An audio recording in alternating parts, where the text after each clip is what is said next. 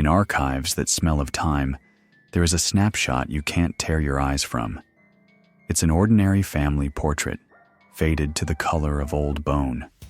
A man, a woman, children, just as you'd expect. But if you look closer, you spot a detail that shatters the piece. It's not their stern faces or their frozen poses. It's their skin. Even on this monochrome print, it has a color. A hue that's not a tan, not a shadow, not a flaw in the developing. It's the color of deep water at dusk, the color of a storm cloud about to burst. The legends the old-timers whispered in the Kentucky mountains were dismissed as tall tales. But sometimes, the most outlandish lie turns out to be a truth, just waiting for the spotlight. In archives thick with the smell of dust and oblivion, among the sepia-toned snapshots of grim-faced farmers and their wives in starched dresses, you sometimes stumble upon something utterly out of place. A photograph that sends a supernatural chill down your spine. It captures a family, a man, a woman, several children, all standing with the frozen solemnity demanded by the long exposure times of the era. But it's not their poses or their simple clothing. It's their skin. Even in the brown and white image, their skin tone is bizarre, dark, almost glowing with an inner shadow. It's not a tan, nor is it grime. It's the color of a bruised sky before a storm, the color of deep water at twilight, the color of indigo. For decades, such pictures were dismissed as curiosities, fakes, or simply a chemical fluke in the developing process. They were set aside, fodder for jokes about the folktales spun by old-timers in the remote hollows of Kentucky. Tales of the blue people who lived in the mountains like forest spirits, hiding from prying eyes. A legend to scare children, nothing more. But legends, like genes, have a way of being passed down, generation to generation, waiting for their moment to reveal themselves in all their unbelievable, shocking truth. And this truth turned out to be far stranger than fiction. To understand how a dynasty of sapphire-skinned people appeared in the heart of America, nestled in the folds of the Appalachian Mountains, we have to go back. Back to a time before cameras, before paved roads, to the very beginning of the 19th century. It was then, in 1820, that a man named Martin Fugate arrived in the wild, untamed lands of Kentucky.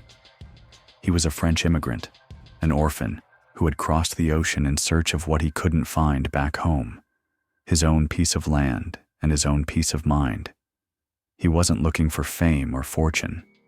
He was looking for solitude. And he found it. The Appalachians in those years weren't just mountains. They were another world, cut off from civilization by a wall of forests, fog, and steep slopes. A green, primordial hell and heaven all at once. The air here was thick and damp, smelling of leaf mold and wet earth. Ancient trees stood so dense that sunlight barely pierced the canopy, creating a perpetual twilight on the forest floor. There were no roads, only game trails and creek beds that served as the sole guides through this labyrinth of hills. A man who ventured here was as cut off from the rest of the world as if he'd flown to the moon. News arrived here months, if not years, late. You could be born, live your whole life, and die here without ever knowing who was in the White House. And this was precisely the isolation Martin craved. He found his spot on the banks of a small but temperamental creek the locals had dubbed Troublesome Creek. The name was fitting. In the spring, it would rage into a torrent, sweeping away everything in its path, only to nearly dry up in the summer, leaving behind nothing but thick mud and stones. But the land in its valley was fertile. Martin built a log cabin, cleared a patch for a field, and began the simple, hard-scrabble life he had dreamed of. He was alone in this ocean of green. But not for long. Soon, He met Elizabeth Smith. She was a local girl, a redhead with skin as white as milk, dusted with freckles. They married, and in their small world, walled in by the mountains, a new family began to take root. And that's when it happened, the event that would become the start of the legend. When Elizabeth gave birth to their first son, Zachariah, the midwife assisting the delivery cried out in terror and recoiled. The newborn baby wasn't pink or red, but blue. A deep, rich, frightening blue. Martin and Elizabeth were in shock. They examined the child from every angle. He was healthy, breathing steadily, crying lustily. But his skin was as blue as the summer twilight.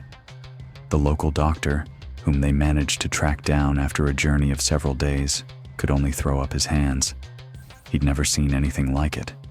The child was perfectly healthy, just the wrong color. So what was it? A curse? The devil's mark? No. It was genetics, in its purest, most isolated form. A freak accident, a quirk of nature that could only have happened here, in the back of beyond. It turned out that both Martin and Elizabeth, without knowing it, were carriers of the same, extremely rare recessive gene. In layman's terms, a tiny, invisible secret lay dormant in each of their bloodlines. As long as they were apart, this secret slept. But when they met here, in the valley of Troublesome Creek, and started a family, their secrets combined. And in their child, that dormant gene awoke.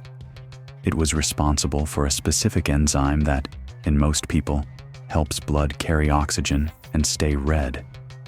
In little Zachariah, this enzyme worked differently, causing his blood to be a dark, almost chocolate brown color, which, showing through his skin, gave it that incredible bluish hue. Martin and Elizabeth accepted their unusual son. What choice did they have? They loved him. And then they had 6 more children. 4 of them, like Zachariah, were blue. 3 had ordinary pale skin. The Fugate family grew. Their children grew up, and having little other choice, married their own kind, most often their first and second cousins. The geographical prison forged by the mountains became a genetic one. The rare gene, brought here by one French orphan and one red-haired girl, couldn't escape. It concentrated, passed down from generation to generation, and soon, dozens of blue-skinned children were running along the banks of Troublesome Creek. They were healthy, strong, and lived long lives, often into their 80s and 90s. But they were different. An entire clan, marked by the color of indigo, hidden from the world in the very heart of America. Their story was only just beginning. Decades passed. The seasons turned with a stubborn monotony, measuring life in the valley of Troublesome Creek, not by calendars, but by the cycles of planting and harvest, the first frost and the spring floods. In this isolated world, this genetic cocoon, the Fugate clan multiplied. The family's genealogical tree looked more like a dense, impassable thicket. The surnames changed. They married into the Combses, the Stacys, the Riches, but the blood remained the same. They were marrying their neighbors, their cousins, near and distant. And with each new generation, the sapphire gene asserted itself again and again. Blue skin ceased to be a curiosity or a curse. For them, it was the norm. It was simply the Fugate color, as much a part of them as their stubbornness or their skill at surviving in the harsh mountains. The world beyond their valley was a distant, alien thing. A world where people had pale, pinkish skin seemed far stranger to them than their own. They would look at their own blue hands, calloused from labor, and see nothing unusual. They were just hands. But the outside world couldn't ignore this lost corner of the earth forever. In the early 20th century, A rumble and black smoke rolled into the mountains of Kentucky. The coal industry had arrived.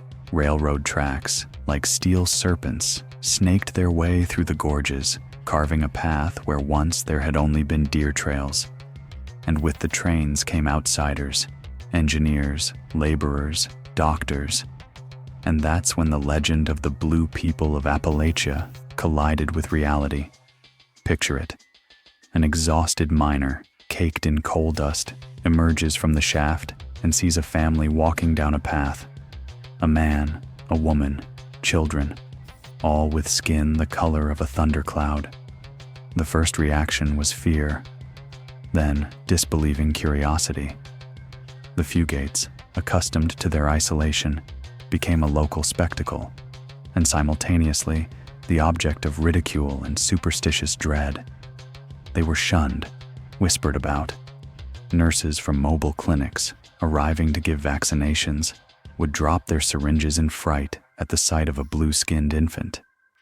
Some of the Fugates, especially the younger ones, began to feel ashamed of their difference. They tried to go down to the towns less often, wearing long sleeves even in the heat, hiding their faces under wide-brimmed hats. The blue color, once just a part of their identity, had become a stigma. This went on until the 1960s. By then, the legend was firmly rooted in American folklore. But for one man, a legend was just an unanswered question. His name was Madison Cawein, and he was a young, ambitious hematologist, a blood specialist, at the University of Kentucky's Medical Center. He'd heard the tales from colleagues and students, read about them in old newspaper clippings. But unlike everyone else, he didn't just brush it off. His scientific mind saw, beyond the fable of the blue mountain spirits, an unsolved medical mystery. What if it wasn't a fabrication? What if there was a real, explainable phenomenon that had been hidden for centuries in the isolation of the Appalachians? Driven by a curiosity that outweighed any fear, Dr. Cawein packed his medical bag, got in his car, and went in search of Troublesome Creek. His journey was like a plunge into the past. Pavement gave way to gravel, gravel to a rutted dirt track, and then the road disappeared entirely. He found the Fugates. They met him warily, but without hostility. Years of ridicule had taught them to distrust outsiders, but in this young doctor's eyes, there was no scorn, no morbid curiosity. There was only genuine interest. He spoke with them, drank water from their well, and finally, asked to draw their blood. He met Patrick and Rachel Combs, direct descendants of the one and only Martin Fugate. They were brother and sister, and their skin was undeniably, shockingly blue. Embarrassed, but willing to help, they agreed. Cawein carefully slid a needle into Patrick's vein. What he saw in the vial struck him to his very core. The blood wasn't scarlet. It was dark, almost black, with the thick, unsettling hue of chocolate. Back in his lab, Dr. Cawein found the answer. This was no curse, no alien virus. It was methemoglobinemia. To put it simply, imagine our blood is made of billions of tiny delivery trucks, red blood cells that haul oxygen all over the body. When a truck is loaded with oxygen, it's bright red. Most of us have a special foreman, an enzyme, that makes sure all the trucks stay loaded and keep their cherry red color. But in the Fugates, that foreman was broken, thanks to that one rare gene. Their blood's little trucks couldn't grab onto oxygen properly, so they quickly rusted, turning a dark blue-brown color. And it was this dark, oxygen-starved blood, showing through the pale skin of the mountain folk, that created the incredible effect. Skin the color of indigo. They weren't sick in the usual sense. Their bodies just worked differently. A century and a half of isolation and inbreeding had turned a tiny genetic typo into the family crest of an entire clan. But the most astonishing part was yet to come. Kawain knew there was a simple antidote, a substance that could fix the broken foreman and force the blood to soak up oxygen again. It was a common dye, methylene blue. The irony was staggering. Blue people could be cured with a blue medicine. The doctor returned to the mountains. With the whole family watching, he injected Rachel Combs with a dose, and before their very eyes, a miracle unfolded. In a matter of minutes, the deep, dusky blue of her skin began to recede. It seemed to melt away, giving way first to a pale lilac and then to a normal, healthy, rosy blush. For the first time in her life, Rachel saw not a blue person in the mirror, but simply a woman. The shock on her family's faces was absolute and silent. A century-old mystery was solved. A legend had found its scientific explanation, and a lifelong stigma was revealed to be a treatable condition, erasable with a single, simple injection. The era of the blue people of Troublesome Creek was drawing to a close, leaving behind nothing but faded photographs and the incredible story of how one French orphan and a red-haired girl had painted an entire family tree the color of a Kentucky twilight. But a miracle, once performed, doesn't just vanish. It leaves ripples in its wake, changing the landscape forever. When Dr. Kawain left, he gave the Fugates not only the solution to their mystery, but also the means to control it. Little blue pills, full of methylene blue. Now, the color of their skin was no longer a sentence or an inevitability. It became a choice.